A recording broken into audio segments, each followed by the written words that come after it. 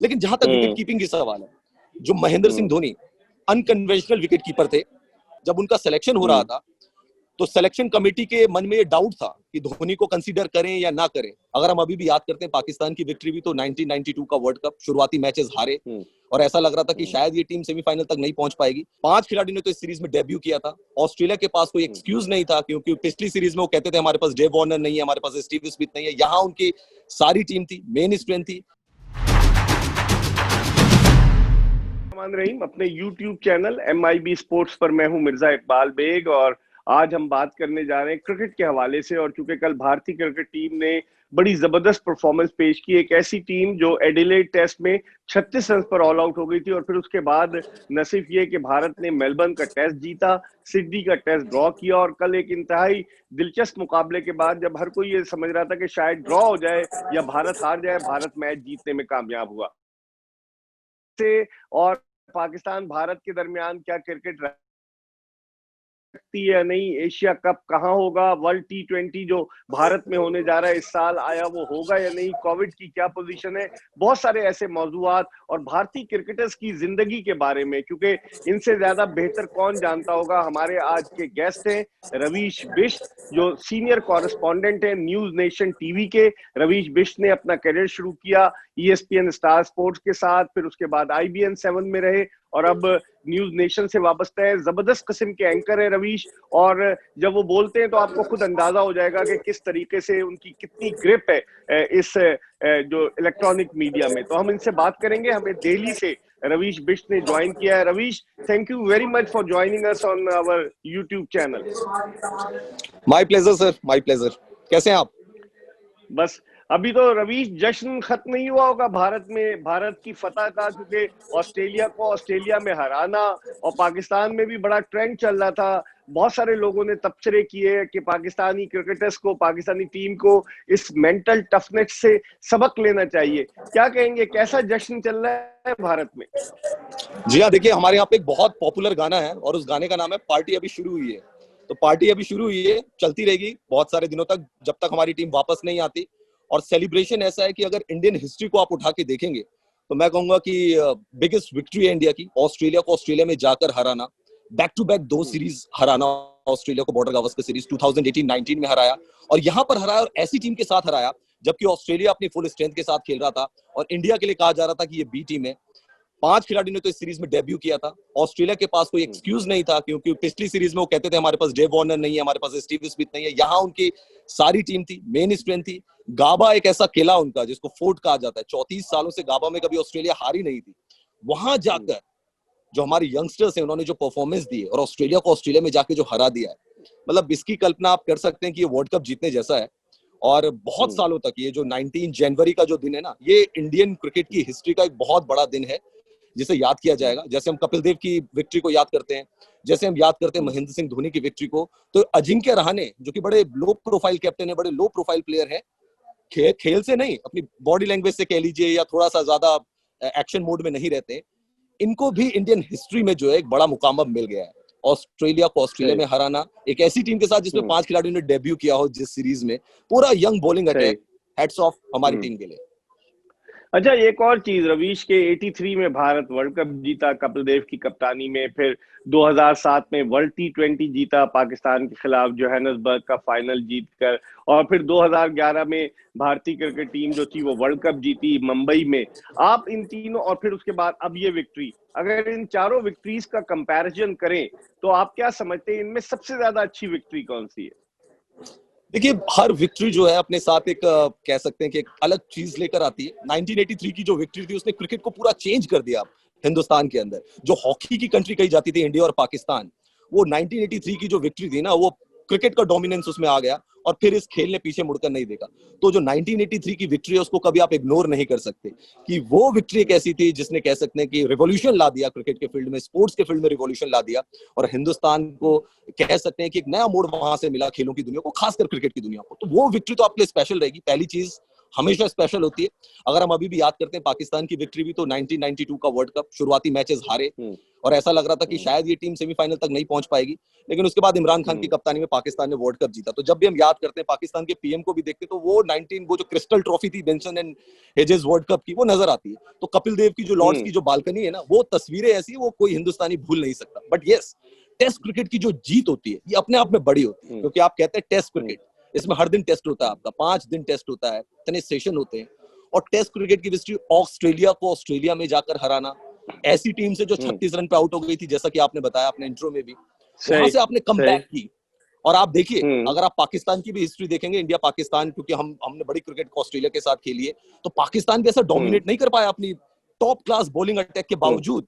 हमारे पास कौन था? मोहम्मद सिराज, शार्दुल ठाकुर, नटराजन, ये बॉलर जो कि अभी डोमेस्टिक क्रिकेट भी ठीक से नहीं खेली है जिन्होंने, वो जाके वहां पे ऑस्ट्रेलिया को धूल चटा के आ गए। 13 विकेटें थी जब इस ये टेस्ट शुरू हुआ। तो जो ओवरऑल बॉलिंग अटैक था ना, रविचंद्रन अश्विन था, शमी जो थे वो अनफिट हो गए थे, तो 13 विकेटें थी इन तीनों की। और संदीप सैनी तो खेले थे ना, जो इनके फास्ट बॉलर, जी इंजर्ड हो गए थे। इंजर्ड हो गए थे। अच्छा, अब ये बताइए रवीश, थोड़ा सा प्लेयर्स के बारे में बताइए मुझे। मोहम्मद सिराज, वो जब इस टूर पे थे तो उनके वालिद का इंतकाल हो गया। Auto rickshaw driver Mohammed Siraj के वालिद थे, और फिर मोहम्मद सिराज जो थे वो इतने महंगे बिके आईपीएल में, रॉयल चैलेंजर्स बैंगलोर से खेले। आप कैसे देखते हैं, सनराइजर्स हैदराबाद से भी शायद गालबन उनका हो गया था, लेकिन आप कैसे देखते हैं मोहम्मद सिराज की इमरजेंस, उन्होंने जिस तरह की बॉलिंग की इस टेस्ट मैच में ब्रिस्बेन में, आप कैसे देखते हैं कि यंग लड़का अपना दूसरा टेस्ट मैच खेल रहा था और उसने कितना आला परफॉर्म किया? जी बिल्कुल, देखिए सही कह रहे हैं आप कि मोहम्मद सिराज, जिनके कि आपने बताया कि वालिद का इंतकाल भी हो गया था और ऑटो रिक्शा वो चलाते थे, एक बहुत बड़ा दिन मोहम्मद सिराज के लिए था। देखिए, ये जो टैलेंट था इसको हमने काफी पहले तो देख लिया था, इंडिया ने काफी पहले देख लिया था, विराट ने भी काफी पहले देख लिया था, और ये रडार में थे। ये एक ऐसा बॉलर है, एक रॉ बॉलर है जिसको हमने तराशना है, और तराश के हमने उसको इंटरनेशनल क्रिकेट खिलानी है। बट ये अभी किसी के जहन में ये आ नहीं रहा था कि टेस्ट मैच के लिए भी इस तरीके से प्रिपेयर हैं कि ऑस्ट्रेलिया में जाके 5 विकेट हॉल भी ले लेंगे अपनी फर्स्ट सीरीज में। और जिस तरीके से इन्होंने आउटस्विंग कराई है, जिस तरीके से इन्होंने ऑस्ट्रेलिया के बढ़िया बल्लेबाजों को परेशान किया है, इस चीज की उम्मीद शायद अभी हम नहीं कर रहे थे कि इतनी अर्ली स्टेज में ये इस तरीके का कारनामा कर देंगे। और स्पीड भी है इनके पास, बाउंस कराते हैं। और बॉलर, फास्ट बॉलर के लिए सबसे अच्छी चीज ये होती है कि वो अपने गुड लेंथ एरिया को, अपनी लेंथ को कितनी जल्दी परख लेता है। ये किसी भी फास्ट बॉलर की सबसे बड़ी स्ट्रेंथ होती है, क्योंकि मैदान डिफरेंट होते हैं, कंडीशन डिफरेंट होती है, हर दिन जो पिच होती है वो चेंज हो जाती है। उसके अकॉर्डिंग फास्ट बॉलर अपनी लेंथ को कैसे वेराई करेगा, वो सबसे इंपॉर्टेंट चीज है। ये मोहम्मद सिराज ने दिखाया, और इस टूर की अगर मैं किसी को फाइंड कहूंगा तो वो मोहम्मद सिराज है, भारत के तेज गेंदबाजी आक्रमण को लेकर, फास्ट बॉलिंग डिपार्टमेंट को लेकर। ठीक है। अच्छा, मोहम्मद सिराज की तो हमने बात की कि उनको हाइट का भी एडवांटेज है, बड़ी आपने खुद बताया कि उनकी आउट स्विंग बड़ी जबरदस्त थी। वो उनके वालिद का इंतकाल हुआ, वो उनके जनाजे में शरीक नहीं हो सके, उनके फ्यूनरल में नहीं आ सके, बड़े डिजेक्टेड थे, लेकिन इसके बावजूद उन्होंने आपके तिरंगे परचम के लिए बड़ा अच्छा परफॉर्म किया। अगर हम ऋषभ पंत की बात करें, ऋषभ पंत जो है जिनका ताल्लुक दिल्ली से है, आज ही मैंने उनकी एक तस्वीर ट्वीट की है कि आशीष नेहरा जो है, जो भारत के साबिक टेस्ट फास्ट बॉलर है, उनसे वो अपने बल्ले पर ऑटोग्राफ ले रहे थे। ऋषभ पंत भारतीय अंडर 19 टीम की भी नुमाइंदगी कर चुके हैं। इससे पहले विराट कोहली की भी एक तस्वीर आई, वो भी जो है सर्टिफिकेट ले रहे थे आशीष नेहरा से। तो क्या आशीष नेहरा जो है वो खुशकिस्मती की अलामत हो गई, क्योंकि उनका ताल्लुक भी दिल्ली से है और दिल्ली के ये दोनों प्लेयर्स हैं? दिल्ली के एक जमाना ऐसा था मिर्जा साहब कि मुंबई का बड़ा डोमिनेंस होता था क्रिकेट में, और बड़े खिलाड़ी आप देखिए कि दिलीप वेंगसरकर, सुनील गावस्कर, और उसके बाद Sachin Tendulkar, the God of Indian cricket, वो आए, विनोद कांबली, बहुत बड़े प्लेयर आए। उसके बाद आप देखें रोहित शर्मा है, अजिंक्य रहाणे। लेकिन जहां से वीरेंद्र सहवाग आए, वहां से दिल्ली का डोमिनेंस बढ़ा, क्योंकि वीरेंद्र सहवाग आए, गौतम गंभीर आए, ईशांत शर्मा आए, उसके बाद आए विराट कोहली, जो कि मॉडर्न डे ग्रेट है, और जिनके बारे में कहा जाता है, इंडिया में तो यही कहा जाता है कि सचिन का रिकॉर्ड अगर कोई तोड़ सकता है तो वो विराट कोहली होंगे, जो 100 शतक लगाएंगे। और इस साल तो 2020 में तो उनका शतक नहीं लगा, 2021 में देखते हैं क्या विराट कोहली अपने बल्ले से क्या कारनामा करते हैं। ऋषभ पंत अंडर 19 क्रिकेट खेले, और वो अंडर 19 वर्ल्ड कप जो था वो भारत हार गया था वेस्ट इंडीज से, बट उसके टॉप स्कोरर, मतलब सबसे ज्यादा रन उन्होंने बनाए थे, और एज ए विकेट कीपर बल्लेबाज, तभी से उनकी चर्चाएं शुरू हो गई थी। और वो बेसिकली है दिल्ली के, लेकिन हमारा एक प्रोविंस है, जो आपके जैसे प्रोविंस है वैसे हमारा एक स्टेट कह सकते हैं, उत्तराखंड, वो वहां से बिलोंग करते हैं, और मैं भी वहीं से बिलोंग करता हूँ। तो अच्छा। ऋषभ पंत के साथ एक अलग कनेक्शन है। और जब वो अंडर 19 वर्ल्ड कप से आए थे तो मैंने उनका इंटरव्यू किया था, और जब मैं उनकी बैटिंग प्रैक्टिस देख रहा था, सोनाट एक क्लब है यहाँ पर और उनके कोच है तारिक सिन्हा, वहां पे वो प्रैक्टिस करते हैं ऋषभ पंत। तो उनकी बैटिंग में एक स्ट्रेंथ है, एक जो कहते हैं ना पावर है उनकी बाजुओं में, जो पावर हमें महेंद्र सिंह धोनी की बाजुओं में दिखती थी कि हिट करेंगे तो बॉल स्टेडियम के पार ही जाएगी, तो वो ऋषभ पंत के अंदर वो कैपेबिलिटी है। और वो प्रैक्टिस में भी मुझे साफ नजर आ रही थी, जिस तरीके से वो बॉल को हिट कर रहे थे जब उनकी उम्र 18 साल थी। आज तो उनकी 23-24 साल उम्र हो गई। ऋषभ पंत को लेकर अगर कोई सवाल उठता है तो उनकी विकेट कीपिंग को लेकर उठता है, उनकी बल्लेबाजी को लेकर कोई डाउट नहीं है। ये खिलाड़ी जिस दिन चलेगा ये आपके लिए मैच विनर है। इसी में आप देख लीजिए 89 की मैच विनिंग इनिंग, उससे पहले उन्होंने जो पहला टेस्ट था उसमें 90s में स्कोर किया था। तो इस खिलाड़ी के पास एक तो बेफिक्र है, ये खिलाड़ी ज्यादा टेंशन नहीं लेता, बेफिक्र है, अपने अंदाज में खेलता है। अगर इसको अपने अंदाज में खेलने का आपने लाइसेंस दे दिया तो फिर ये डेमोलिशन मैन है। ये आपको एडम गिलक्रिस्ट की याद दिलाएगा, जिस तरीके से वो करते थे 6-7 पे बल्लेबाजी करने के लिए। और आज की डेट में टीम मैनेजमेंट का पूरा भरोसा है, रवि शास्त्री का पूरा भरोसा है उनके ऊपर, अजिंक्य रहाणे का भरोसा है, विराट कोहली का भरोसा है। तो ये एक फ्यूचर का बड़ा प्लेयर। ये देखिए यहाँ से ऋषभ पंत की जो फॉर्च्यून है ना, यहाँ से ऋषभ पंत का जो कैरियर है वो चेंज होने वाला है बिल्कुल। अच्छा। ये इनिंग बहुत भरोसा देगी उनको, और इसलिए मैं कह रहा हूँ कि बस विकेट कीपिंग में थोड़ा उनको अपना इंप्रूवमेंट लाना है। अगर विकेट कीपिंग में वो इंप्रूवमेंट ले आए, Rishabh Pant as a batsman भी अब इंडिया की टेस्ट टीम में डिजर्व करते हैं। आप उनको प्लेइंग 11 से बाहर नहीं कर सकते। सही। अच्छा, वो वर्धमान साहा जो वो पहला टेस्ट मैच खेले, हाँ, वो पहला टेस्ट मैच साहा खेले, फिर उसके बाद पंत को मौका मिल गया। महेंद्र सिंह धोनी के जाने के बाद साहा को मौके मिले। भारतीय विकेट कीपर्स की अगर हम बात करें कि फारूक इंजीनियर बड़े जबरदस्त विकेट कीपर थे, उनके बाद आए सैयद मुश्तबा हुसैन किरमानी, फिर किरण मोरे आए, बेशुमार विकेट कीपर्स आए भारत के कि जिन्होंने अच्छा परफॉर्म किया। आप कैसे देखते हैं विकेट कीपिंग के शोबे में? आपने खुद कहा कि पंत की विकेट कीपिंग को उन्हें अभी इंप्रूव करना पड़ेगा, तो आप समझते हैं कोई और अच्छा विकेट कीपर जो as a specialist wicket keeper भारतीय टीम में महेंद्र सिंह धोनी की जगह पुर कर सके? देखिए मिर्जा साहब, महेंद्र सिंह धोनी एक तो इतने बड़े खिलाड़ी है ना, उनके शूज को फिल कर पाना, हमने इंडियन क्रिकेट में ये जरूर देख लिया कि सचिन तेंदुलकर का फेज आउट हुआ और कब विराट कोहली आए पता ही नहीं लगा। ऐसे लगा कि तेंदुलकर जब वो 2000 मुंबई का टेस्ट मैच खेल के जा रहे थे, बैटन जो थे वो विराट कोहली को थमाकर चले गए, तो वो पता ही नहीं लगा कब ट्रांजिशन फेज हुआ। राहुल द्रविड़ की जगह आपके चेतेश्वर पुजारा आ गए, जिन्होंने पिछले इस बार भी अच्छा खेला, पिछले सीजन तो 3 शतक लगाए थे ऑस्ट्रेलिया दौरे पे, बहुत अच्छा। और ऐसे हम देखते हैं कि लक्ष्मण गए तो अजिंक्य रहाणे आ गए, तो वो ट्रांजिशन फेज का पता नहीं लगा। वीरेंद्र सहवाग गए तो रोहित शर्मा आ गए, ये ऐसा फेज वो पता ही नहीं लगा। लेकिन जहां तक विकेट कीपिंग की सवाल है, जो Mahendra Singh Dhoni unconventional wicket keeper थे, और जब उनका सिलेक्शन हो रहा था, क्योंकि इंडिया के लिए बड़ी अच्छी परफॉर्मेंस दी थी उन्होंने, जब उनका सिलेक्शन हो रहा था तो सिलेक्शन कमेटी के मन में ये डाउट था कि धोनी को कंसीडर करें या ना करें, क्योंकि देखिए जनरली विकेट कीपर को बॉल को यूं पकड़ते हैं, धोनी तो ऐसे ही कर देते हैं सीधे, या कभी बॉल को ऐसे पकड़ लेते थे। 2004 में वो पाकिस्तान आए तो हमने देखा कि जबरदस्त किस्म की वो जो थे, उन्होंने अपनी परफॉर्मेंस से लोगों को, उस वक्त के जो सदर थे हमारे जनरल परवेज मुशर्रफ, उन्होंने उनके बालों की हेयर स्टाइल की भी तारीफ की थी। लाहौर में मैं था कि उस वक्त तो धोनी के बाल कैसे होते थे। अच्छा रवीश, एक और चीज कि अगर हम आपसे पूछना चाहें, क्योंकि जिस तरह हमें यहाँ के खिलाड़ियों के बारे में मालूमात है, इस तरह अगर हम आपसे पूछना चाहें, शुभमन गिल वो भी दिल्ली के, वो अंडर 19 से आए, इस टीम में जो भारत के नए खिलाड़ी हैं, जरा पाकिस्तानी क्रिकेट लवर्स को उनके बारे में बताएं। 2 के बारे में तो आप बता चुके हैं, मोहम्मद सिराज और ऋषभ पंत के बारे में, दीगर प्लेयर्स के बारे में कुछ बताएंगे आप? जी हाँ, शुभमन गिल भी देखिए अंडर 19 क्रिकेट का प्रोडक्शन है वो भी, और वो बेसिकली फजील का एक जगह है पंजाब में, फजील का बिल्कुल बॉर्डर पे पड़ती है, और वहां के वो रहने वाले, लेकिन वो चंडीगढ़ मूव कर गए, उनके पेरेंट्स ने चंडीगढ़ मूव कर दिया, उनको क्रिकेट डेवलप हो जाए इसके लिए। शुभमन गिल अंडर 19 में टॉप स्कोरर थे और उन्होंने बहुत अच्छी परफॉर्मेंस की थी अंडर 19 वर्ल्ड कप में। उसके बाद वो एरेना में आ गए कि भैया ये भी कोई खिलाड़ी है, और बहुत सारे जो फॉर्मर क्रिकेटर्स थे, जब उन्होंने उनकी बैटिंग देखी, उनका टैलेंट देखा कि ये खिलाड़ी टेक्निकली बड़ी साउंड है, और आप देखिए ब्रिस्बेन टेस्ट में भी जो उन्होंने छक्का मारा था, उसने उस छक्के की याद दिला दी जो सचिन ने शोएब अख्तर पे मारा था जब हम वर्ल्ड कप 2003 खेल रहे थे, कि पॉइंट और थर्ड मैन के ऊपर से। मैं वहां था सेंचुरियन में, मुझे अच्छी तरह से याद। जी बिल्कुल।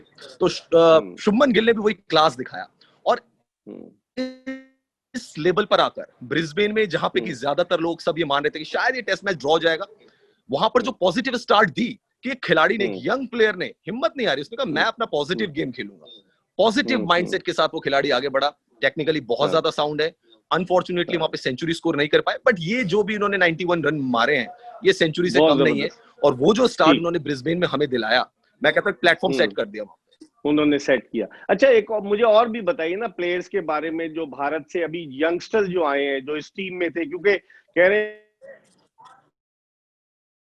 साउथ अफ्रीका के खिलाफ सीरीज में कुछ नए खिलाड़ियों को मौका दे रहे हैं। और कौन कौन से ऐसे प्लेयर्स हैं? ये सब आईपीएल की प्रोडक्ट है या डोमेस्टिक की प्रोडक्ट है?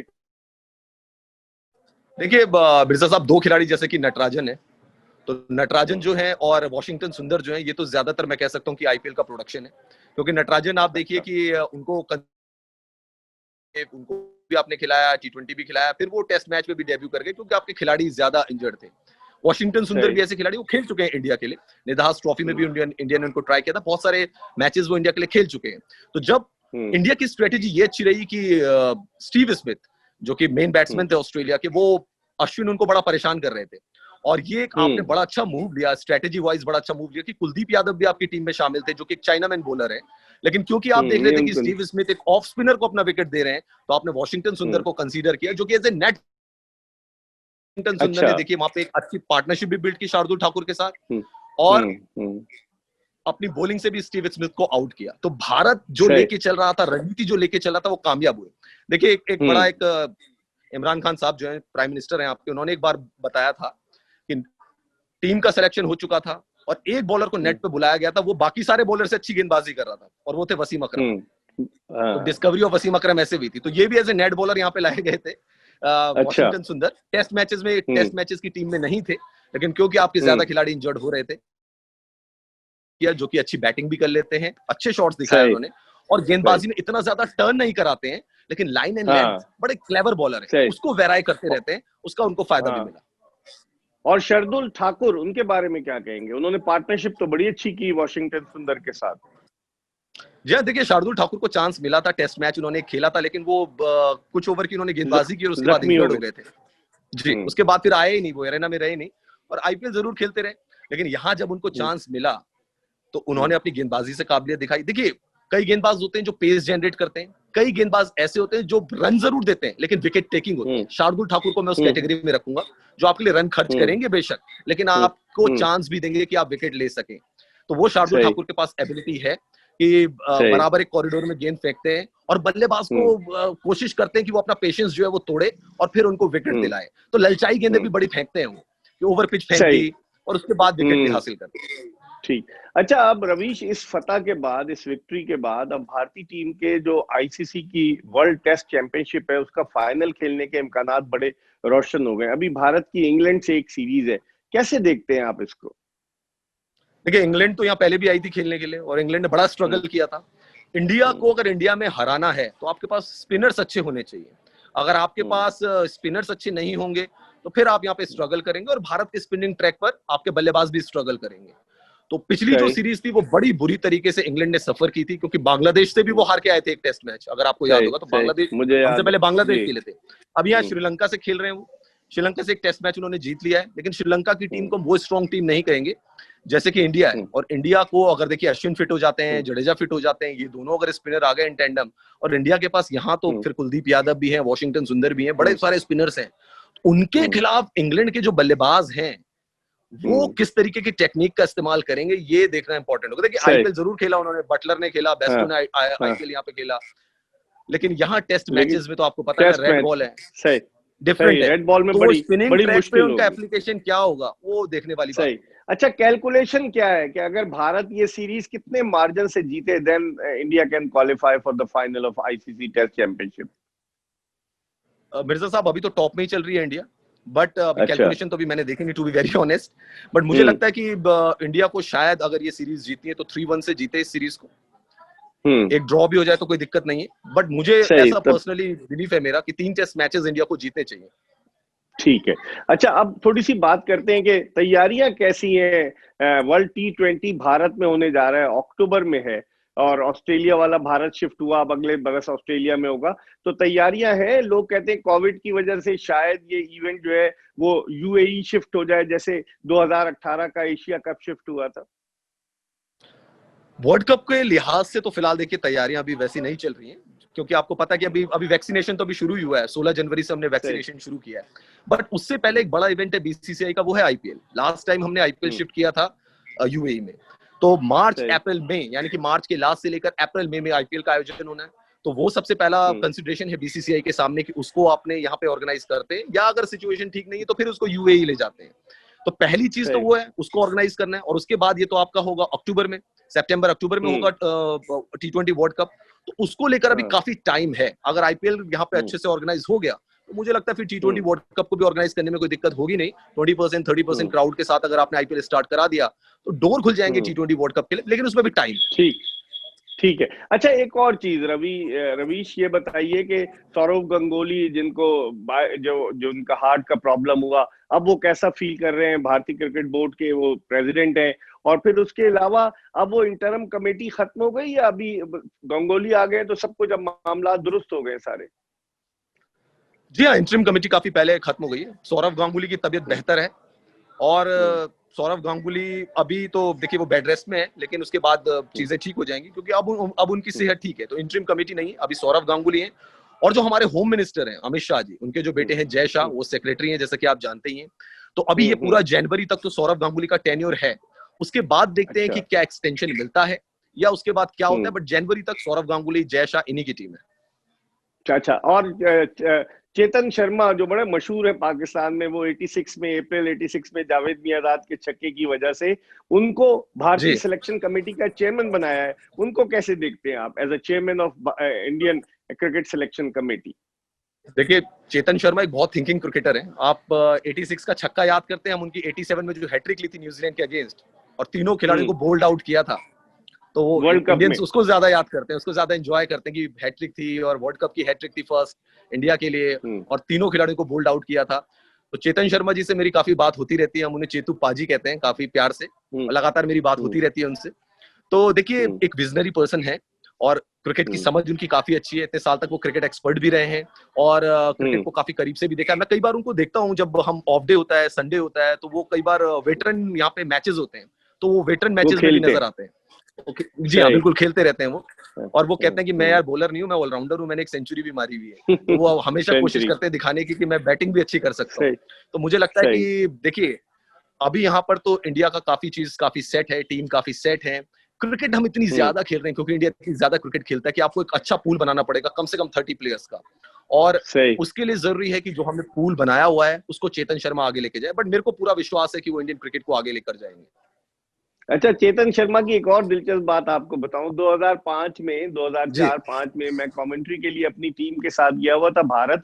तो हम दिल्ली से वाया ट्रेन कलकत्ता ट्रेवल कर रहे थे, और पता ही चला कि एक आदमी ऊपर बर्थ पे था, और जब वो नीचे आया तो वो चेतन शर्मा था, क्योंकि हम सबको सीट्स नहीं मिली थी जहाज की।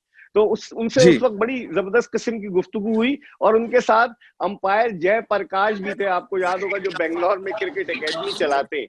उन्होंने मुझे अपना कार्ड दिया, रवीश, जय प्रकाश ने। और 1999 के दिल्ली टेस्ट में अनिल कुंबले ने जो पाकिस्तान के खिलाफ 10 के 10 खिलाड़ी आउट किए थे, तो अंपायर जय प्रकाश ने वो 10 के 10 विकेटों की तस्वीरें छोटी छोटी लगाई हुई थी। और वो मैं हैरान हो गया कि ऐसा लगता है कि कुंबले ने नहीं आउट किया था, प्रकाश ने आउट किया था, ऐसा लगता था उन खिलाड़ियों को। जी हाँ, सारे विकेट जो थे उन्हीं के एंड से गिरे थे। जयप्रकाश अंपायर थे, उन्हीं के एंड से 10 के 10 विकेट अनिल कुंबले ने लिए थे दिल्ली के फिरोजशाह कोटला मैदान में। और बड़ी अच्छी सीरीज थी, वो बहुत अच्छी सीरीज थी। और उस सीरीज में हमने देखा था कि क्योंकि 2 टेस्ट मैच की वो सीरीज थी, शकील मुश्ताक ने बहुत जबरदस्त गेंदबाजी की थी, 5 विकेट हॉल्स लिए थे। शोएब अख्तर आए थे उस सीरीज में। अगर कोलकाता टेस्ट मैच की मैं याद करूं, जो कि एशियन टेस्ट चैंपियनशिप का हिस्सा था, वो टेस्ट मैच वहां पे शोएब अख्तर, राहुल द्रविड़ 2 गेंदों पर उन्होंने तेंदुलकर और द्रविड़ को आउट किया था, आपको याद होगा, बोल्ड मारा था। और उसके बाद एक थोड़ी कंट्रोवर्सी भी हुई थी मिर्जा साहब की, सचिन तेंदुलकर रन ले रहे थे तो शोएब अख्तर उनके आगे आ गए थे, और पूरा स्टेडियम खाली कराना पड़ा कर दिया था। हाँ, और फिर आपको याद है कि जिस थ्रो पर तेंदुलकर रन आउट हुए, वो किसकी थ्रो थी? वो नदीम खान, मोइन खान के बड़े भाई हैं, एज अ सब्स्टिट्यूट फील्डर वो मैदान में आए थे। आजकल तो वो पाकिस्तान क्रिकेट के अन्नदाता बने हुए नेशनल हाई परफॉर्मेंस सेंटर के वो इस वक्त डायरेक्टर हैं। उनकी थ्रो पे वो आउट हुए थे तेंदुलकर, जिस पर कंट्रोवर्सी बनी थी। चलिए, ये तो मुझे अभी ध्यान नहीं था, पर चलिए आपसे भी मैं कुछ सवाल पूछ लेता हूँ। मोहम्मद आमिर वापस आएंगे, नहीं आएंगे? मोहम्मद आमिर का क्या कंट्रोवर्सी है? देखिए, मोहम्मद आमिर ब्लैकमेल कर रहे हैं पाकिस्तान क्रिकेट बोर्ड को। मेरी ओपिनियन ये, उनके जो मशवरा देने वाले मुशीर है, उन्होंने उनको गलत एडवाइस किया। उन्होंने कहा आप रिटायरमेंट का ऐलान कर दें। क्रिकेट बोर्ड कहेगा नहीं नहीं आप मत जाएं। क्रिकेट बोर्ड ने बड़ी स्मार्ट मूव की। वसीम खान ने एक स्टेटमेंट दे दिया कि हम आमिर के फैसले का एहतराम करते हैं और अगर वो रिटायर हो रहे हैं तो कोई मसला नहीं, हम उनको बहुत उनका शुक्रिया अदा करते हैं। तो आमिर अब मुश्किल लग रहा है। वो कह रहे हैं कि ये टीम मैनेजमेंट बदले, हालात कुछ ऐसे ही है कि आमिर की वापसी मुश्किल लग रही है। लेकिन आपका आपका क्या मानना है कि एक मिसबाउल हक हैं, उनको आपने चीफ सेलेक्टर भी बनाया हुआ है, उनको हेड कोच भी बनाया हुआ है, दो बड़ी जिम्मेदारी पाकिस्तान क्रिकेट की एक ही शख्स को देना, क्या वो न्याय कर रहे हैं? क्या अब रवीश उनको चीफ सेलेक्टर से हटा दिया गया। चीफ सेलेक्टर मोहम्मद वसीम बने, जिन्होंने 1996 में वर्ल्ड कप के बाद न्यूजीलैंड के खिलाफ जो अपने करियर का पहला टेस्ट मैच था उसमें सेंचुरी बनाई थी। वो 18 टेस्ट, हाँ जी, पहले में 0 में आउट हुए थे और दूसरे में 119 रन बनाए थे सेंचुरी की। जी जी जी, पहली इनिंग तो में वो 0 चीफ सेलेक्टर है। ओके ठीक है, मैं चीफ अपडेट करता सेलेक्टर है। हूं। लेकिन हाँ, लेकिन मिसबाउल हक जो है वो अभी पाकिस्तान क्रिकेट बोर्ड की गुड बुक्स में नहीं है। It all depends on the series result of south Africa Pakistan. उसके बाद वकार और मिसबा के मुस्तकबिल का फैसला होगा। जी, मेरा ये मानना है कि अगर आपको कोई भी टीम बनानी है तो वो टीम हमेशा कैप्टन डोमिनेंट टीम होनी चाहिए। अगर कोई भी टीम कोच डोमिनेंट टीम बनेगी जिसमें तो कोच फिर की उसमें ज्यादा चलती है मसला और कप्तान की कम चलती है, तो वो टीम शायद आगे इतना नहीं बढ़ पाएगी। आप क्या चाहे वो रवि आप शास्त्री की ज्यादा चलती है या कोहली की, विराट कोहली की ज्यादा चलती है? जी, विराट कोहली की ज्यादा चलती है और विराट कोहली जिसको चाहते हैं वही कोच बनता है।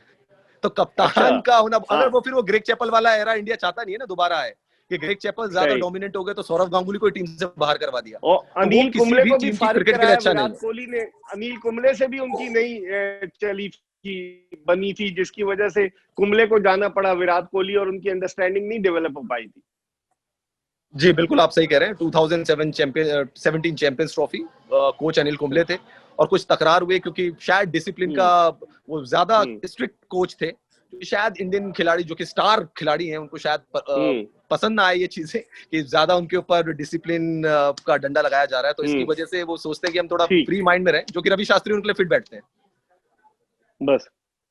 अच्छा, आखिरी बस 2 मिनट है, बल्कि 1.5 मिनट है मेरे पास। रवीश, ये बताइए, मुस्तकबिल में देख रहे हैं कि आप भी आए या हम भी वहां जाएं, कोई सीरीज देख रहे हैं? बहुत मुश्किल लग रहा है क्योंकि ये तो सियासी लोग डिसाइड करते हैं ना। आपकी हमारी इतनी अच्छी अंडरस्टैंडिंग है, लोग जर्नलिस्ट आपस में मिलते हैं एक दूसरे को, आप ईद पे हमें मुबारकबाद देते हैं, हम आपको दिवाली पे देते हैं, लेकिन लगता है आपको आइंदा आने वाले वक्त में? मुख्तसरन बताइए।